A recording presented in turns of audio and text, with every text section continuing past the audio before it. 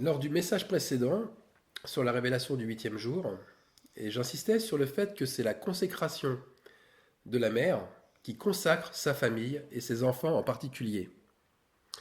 Mais il arrive que la mère ne réponde pas à ce que Dieu attend d'elle. Par exemple, si la mère rejette la grâce de Dieu en refusant de se convertir, en refusant de se reconvertir. Donc, il y a bien sûr des exceptions à ce que la mère ne soit pas le lien de la consécration de son fils aîné. Mais faisons attention, faisons très attention, car quoi qu'il arrive, le plan de Dieu se fera avec ou sans mère consacrée. Car le fils aîné est consacré dans l'Esprit de Dieu, et s'il est consacré dans l'Esprit de Dieu, il le sera dans les faits, de toute manière. Nous devons bien comprendre que la Bible se comporte aussi comme un livre d'énigmes policières, et que l'on peut connaître quelques indices d'un crime sans pour cela avoir la clé pour les relier entre eux. Récemment, je disais à ma femme que j'avais l'impression que je jouais en ce moment au Cluedo, ce jeu de déduction très célèbre. Vous savez, dès qu'on croit avoir deviné qui est l'assassin, qui est le coupable, on dit par exemple j'accuse le colonel Moutarde avec le chandelier dans la cuisine. Alors mais à l'inverse de ce jeu, le Saint-Esprit me révèle non seulement le personnage principal, le crime, le lieu, mais aussi et surtout le mobile. Et cela en renverse des préjugés religieux. Et cela en casse des personnages bibliques érigés en véritables héros de la foi. Alors je continue, concernant justement le plan de Dieu et les chemins qu'il prend, qui sont en tout point, qui sont différents des nôtres. Ésaïe 55, 7, 9. Que le méchant abandonne sa voie, et l'homme d'iniquité ses pensées, car mes pensées ne sont pas vos pensées, et vos voix ne sont pas mes voix, dit l'Éternel. Autant les cieux sont élevés au-dessus de la terre, autant mes voix sont élevées au-dessus de vos voix, et mes pensées au-dessus de vos pensées. Alors, ne soyez pas comme Sarah, la femme d'Abraham. Ne soyez pas comme elle, car elle a ri quand 3 anges sont venus annoncer à Abraham qu'elle deviendra enceinte. Elle a ri des pensées et des voix de l'Éternel. Vous me répondrez, et vous aurez complètement raison, Abraham lui aussi a ri. Oui, mais les détails bibliques ont leur importance. Et Abraham a reconnu sa faute. Tandis que Sarah, on lit ça dans Genèse 18, 12, elle a ri en elle-même d'abord. Puis au verset 15, elle nie avoir ri. On lit que Sarah mentit en disant je n'ai pas ri, car elle avait peur. Mais peur de quoi? Eh bien, c'est la même attitude qu'Ève a eue dans le jardin d'Éden. La même attitude qu'Ève a eue en étant dans le déni et la dissimulation de ses actes, et qui a pris peur. Elle a pris peur, elle aussi, d'être prise en faute. L'incrédulité de Sarah, femme d'Abraham, lui a coûté cher à elle, très cher. Elle lui a ôté la bénédiction. Vous savez, cette grâce qu'ont reçue plus tard la mère du juge Samson, ou encore Anne, mère du prophète Samuel, ou Élisabeth, mère de Jean le Baptiste, ou encore Marie, mère de Jésus de Nazareth. Sarah, elle, ne fut pas comme toutes ses mères, elle ne fut pas heureuse. Elle ne reçut ni grâce, ni prophétie, car elle mit en doute les paroles de Dieu à son égard. Elle accusa même le Seigneur. Elle accusa le Seigneur de sa stérilité. Voici l'Éternel m'a rendu stérile. Viens, je te prie, vers ma servante, peut-être aurai-je par elle des enfants. Ça, c'est ce qu'elle dit à Abraham. Mais la stérilité ne vient pas de Dieu. Elle provient d'un état de péché, et l'humilité, serait de reconnaître que la faute provient de soi et non de Dieu. Mais pour Sarah, l'humilité n'est pas son fort. Sarah se comporte comme une femme de haute noblesse, une princesse qui n'a aucune leçon à recevoir de quiconque. C'est bien la signification de son nom, Sarah, qui lui colle à la peau. Sarah n'a pas changé de caractère. Elle a toujours été une femme regardant au physique, à sa personne, séductrice et très dirigiste. Le fait de changer de nom, qui entre parenthèses Sarai comme Sarah signifie toujours princesse, eh bien le fait de changer de nom n'a pas marqué un changement d'état d'âme chez elle. Par contre, une chose est évidente. Le fruit de son ventre, sa grossesse, a été béni. Béni, mais pas par sa consécration, par la consécration de son époux Abraham. Abraham, c'est lui qui fut mis à l'épreuve à sa place. J'insiste, à sa place. Et j'insiste aussi sur ce point crucial, pour se consacrer, il faut obligatoirement une mise à l'épreuve. Donc, c'était Sarah qui devait se consacrer pour son fils Isaac. C'était elle qui aurait dû monter avec lui sur le mont Moria. Sarah, comme toutes les mères, nous l'avons vu, est mandatée à gracier sa descendance par sa consécration. C'est à elle d'ailleurs que Dieu aurait dû révéler le nom de son fils. Mais c'est Abraham qui reçut le nom de son fils Isaac. Abraham devait, comme Anne plus tard avec le prophète Samuel, avoir un cœur entièrement consacré, un cœur sacrifiant son enfant pour son Dieu. Alors Abraham connut des tribulations, et la plus forte est comme devenue une légende populaire aujourd'hui. Il emmena son fils sur le mont Moria pour le sacrifier, avant qu'un ange apparût au dernier moment pour le faire changer d'avis. Et c'est un peuple innombrable qui a été béni à travers sa consécration. Donc, messieurs, vous qui manifestez un cœur consacré, ne soyez pas dans la tristesse. Si votre épouse a pris un chemin tortueux, vos enfants ne sont pas égarés et perdus pour autant. Ils seront alors consacrés par votre propre consécration. En fait, Dieu a été plus que patient avec Sarah. Il a attendu jusqu'à sa 90e année pour la rendre féconde. Il a attendu en allant même au-delà de ses limites biologiques pour concevoir des enfants. Il aurait aimé qu'elle le devienne plus tôt, par sa piété. Les choses auraient été beaucoup plus rapides, sans aucun doute. Mais Sarah voulait garder sa puissance, elle voulait garder le contrôle sur tout, et elle lutta, comme Jacob l'a fait, avec Dieu. Sarah signifie aussi en hébreu persister, lutter avec Dieu. Alors Pierre, dans son épître, semble contredire ces faits, puisque dans 1 Pierre 3,5, il met en avant la soumission de Sarah vis-à-vis de son mari qu'elle appelle Mon Seigneur. Mais où, je pose la question, où Pierre dit que Sarah fut soumise à Dieu? Pierre prend l'exemple de Sarah pour montrer une belle attitude de femme soumise, c'est vrai, mais il met aussi en apparence la parure intérieure, qui est souvent cachée et qui n'est pas forcément celle qui est montrée par les cheveux tressés, par les ornements d'or et par les beaux habits.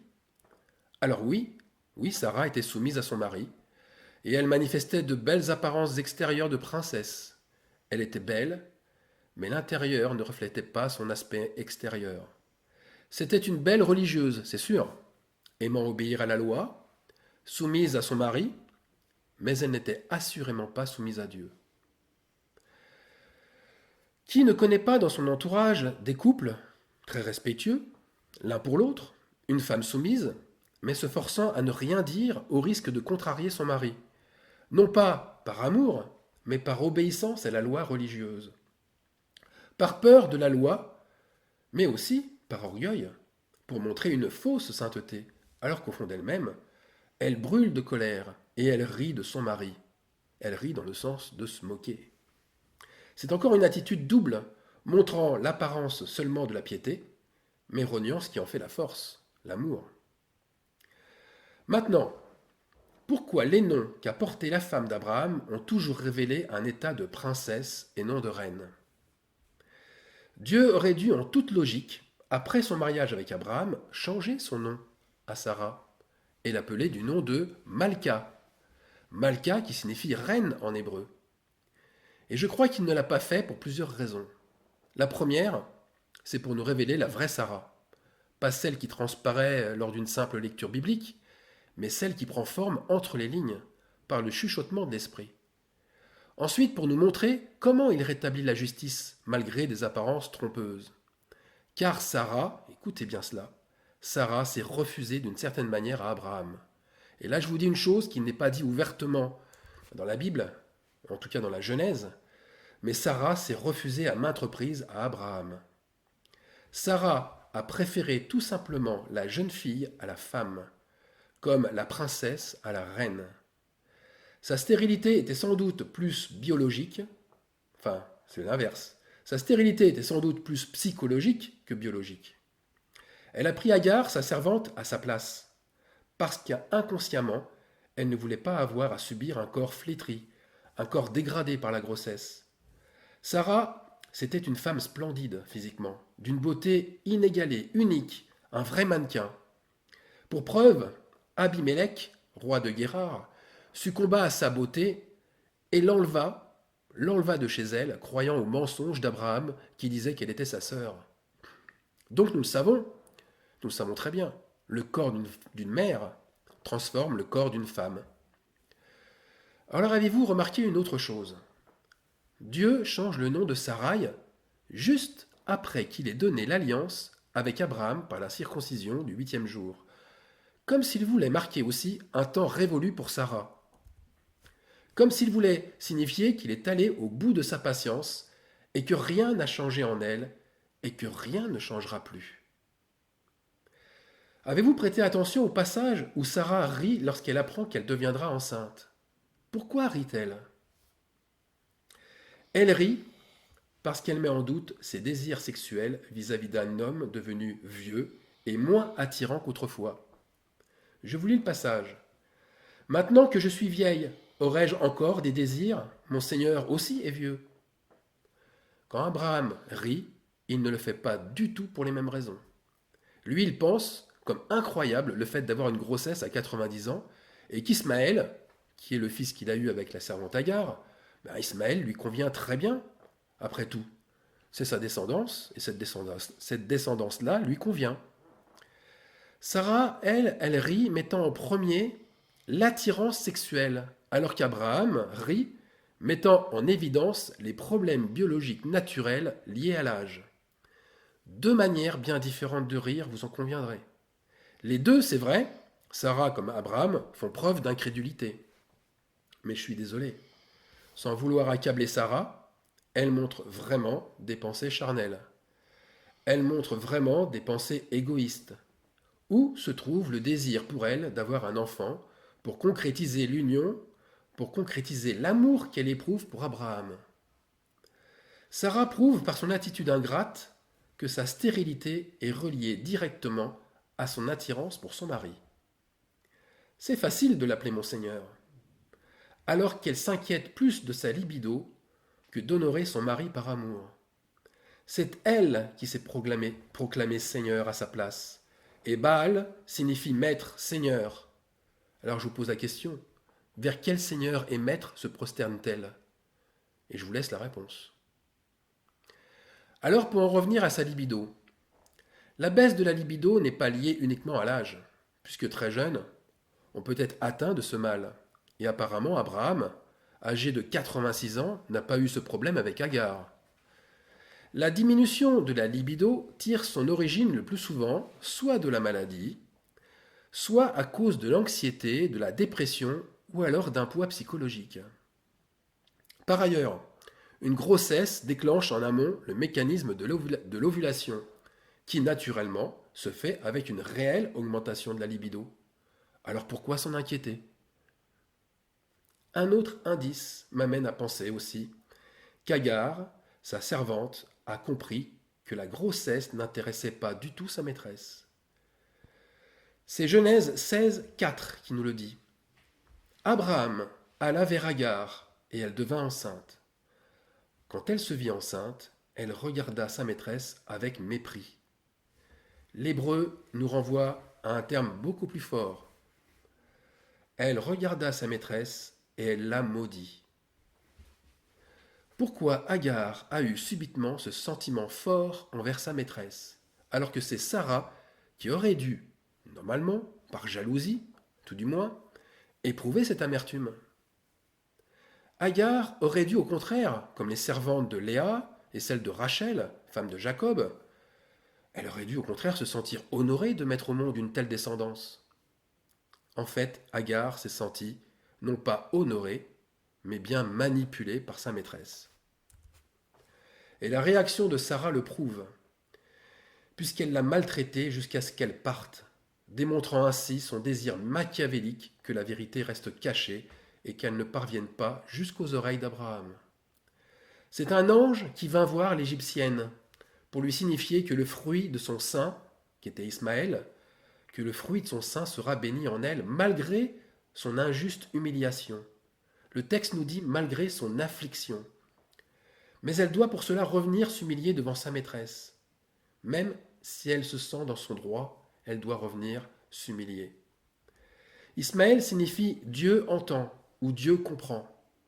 Dans cette situation où Agar est allée traversant le désert jusqu'à la source de Chour pour se fortifier, d'ailleurs elle n'a rien dit à Abraham, et son fils témoigne que malgré l'opprobre qu'elle a subi, elle est justifiée par Dieu, Dieu qui comprend. Alors moi, je comprends une chose certaine. Agar s'est consacrée. Agar a reçu le nom de son fils et elle a pu prophétiser sur lui. Le fruit de sa grossesse a été béni au travers de sa consécration. Pas de celle d'Abraham, de sa consécration. L'ange de l'Éternel lui dit « Je multiplierai ta postérité et elle sera si nombreuse qu'on ne pourra la compter. » Mais Sarah était très perturbée par la naissance d'Isaac, son fils. Et anticipant le fait que, connaissant son histoire, beaucoup se moqueront d'elle, beaucoup riront d'elle, eh bien Sarah fut irritée, et on peut même le dire, Sarah fut honteuse de la naissance d'Isaac.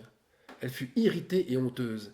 Et c'est pour ça que lorsque le fils d'Agar commença à rire, elle les chassa tous les deux. Alors toute cette histoire montre une chose essentielle. Cette histoire montre ce qui se passe dans de très nombreux couples aujourd'hui. Le sexe est une monnaie de domination. La femme met un masque de tromperie. Elle fait croire à son mari qu'elle lui est soumise. Elle n'hésite pas à mettre un voile sur ses cheveux, comme à s'habiller de manière à lui plaire. Ça, on se connaît, c'est la séduction de la femme et c'est son arme numéro 1. Ou bien la femme simule la maladie, la fatigue, la stérilité, pour en fait conserver la maîtrise du couple, pour garder la maîtrise des naissances et pour gérer, comme elle l'entend, sa famille. En fait, la femme fait payer à l'homme, d'une certaine façon, sa relation avec elle. Elle se prostitue à lui sans en avoir forcément conscience. Oui, ce masque, c'est une maladie. Et de nos jours, nous connaissons ces formes de maladies, dans un genre qu'on appelle les maladies psychosomatiques. Ces pathologies apparaissent avec une sorte de foi. C'est une foi. C'est la foi d'avoir tellement besoin de tomber malade que la maladie se crée et s'installe d'elle-même. Et concrètement, eh bien la peur d'avoir un enfant, cela bloque, cela inhibe la fécondation. Le comportement déloyal, double jeu de Sarah, est loin d'être un fait unique. Et quelques générations plus tard, nous aurons la terrible illustration de cette tromperie avec la reine Jézabel, qui s'emparera des fonctions de son mari Akab en affaiblissant son pouvoir. Et en prenant, bien entendu, un pouvoir beaucoup plus important. La femme, elle assure, dans ces cas-là, une fonction bien connue. Cette fonction, c'est la fonction castratrice, qui change la nature de l'homme et la nature de la femme. Et cette fonction castratrice, elle est très parlante avec cette expression populaire. Qui porte la culotte dans le couple? Qui a l'autorité dans le ménage? Qui mène l'autre par le bout du nez ou à la baguette? Abraham, on le voit, il fait de nombreux compromis avec Sarah. Abraham écouta la voix de Sarai. C'est ce qu'on lit dans le texte biblique. Ici, le verbe écouter, en hébreu, c'est shama. Shama qui précise qu'écouter, c'est obéir, apprendre. Abraham écouta la voix de Sarai en lui obéissant et en apprenant d'elle. C'est lui qui était soumis et qui faisait les 4 volontés de sa femme. Écoutez bien ça, allant jusqu'à chasser la servante égyptienne, celle quand même qui lui a assuré une postérité. D'ailleurs, c'est Sarah qui ordonne d'une certaine façon à Abraham de prendre sa servante. Elle dit « Viens, je t'en prie », pas « je t'en prie », « je te prie », viens vers ma servante, peut-être aurai-je par elle des enfants. Et le père de la foi en arrive à la terrible lâcheté de dire à Sarah « Voici ta servante est en ton pouvoir », c'est-à-dire sous ton autorité, fais ce que tu voudras d'elle. Abraham donne le pouvoir de vie ou de mort à la mère de son enfant, à la mère de son fils unique. Mais où se trouve l'amour de Christ à ce moment-là chez Abraham? Il préfère plaire à Dieu, il préfère plaire à Sarah plutôt qu'à Dieu. Ça saute complètement aux yeux. Alors, connaissant les conséquences désastreuses d'une telle relation, la femme qui se consacre à Dieu doit absolument couper net avec tout double face, avec tous ces artifices de séduction et de manipulation. Elle doit se repentir de ces péchés qui sont si communs et si répandus chez la femme. Sinon, elle ne retrouvera pas le rôle que lui a attribué le Seigneur. Quel est ce rôle? Eh bien, c'est celui d'être la mère de tous les vivants. La vraie mère aujourd'hui est morte, mais elle doit renaître, elle doit ressusciter. C'est la nouvelle Ève. Cette nouvelle Ève qui s'est débarrassée de son corps naturel au profit d'un corps spirituel. Elle est redessinée par sa conversion. Paul nous dit, le dernier Adam est devenu un esprit vivifiant. Le Saint-Esprit est ce deuxième Adam. Il vient vivifier une nouvelle Ève. Une Ève qui ne ressemble plus à l'original, ni à Sarah, une dissimulatrice, mais une Ève qui sacrifie tout pour ce que lui confie le Seigneur. Une Ève bénissant et graciant tout ce qui sort d'elle. Une Ève portant bien son nom, la vie. Mais cette femme doit concevoir un enfant avec vraiment l'aide de l'Éternel. Et là, je fais référence à Genèse 4:1. Et pour cela, elle doit absolument passer par le 8e jour de sa conversion. C'est indispensable. Ève, la mère de tous les vivants, a enfanté le fils du péché avec Caïn. Et elle disait justement avec l'aide de l'Éternel. C'était un mensonge. Et Marie enfante le Fils de Dieu avec le Saint-Esprit. Ève, donc revivifiée, doit par sa consécration donner vie au Fils de Dieu. Et je dis bien au Fils de Dieu au pluriel. Donc au Fils de l'homme au singulier. C'est la concrétisation de la nouvelle alliance. Car il faut bien comprendre que Ève, une fois graciée et adoptée, comme le Fils de l'homme l'est aussi en Jésus-Christ, si vous suivez bien mon raisonnement, il y a un nouvel héritage pour cette nouvelle Ève et les enfants qui sortiront d'elle. Les Èves, les mères vivantes, formeront alors, ensemble, ce 8e âge de l'Église. Vous savez, après l'âge de la Odyssée, qui est considéré comme la 7e Église, eh bien, il y aura une 8e Église, avec une mère vivante.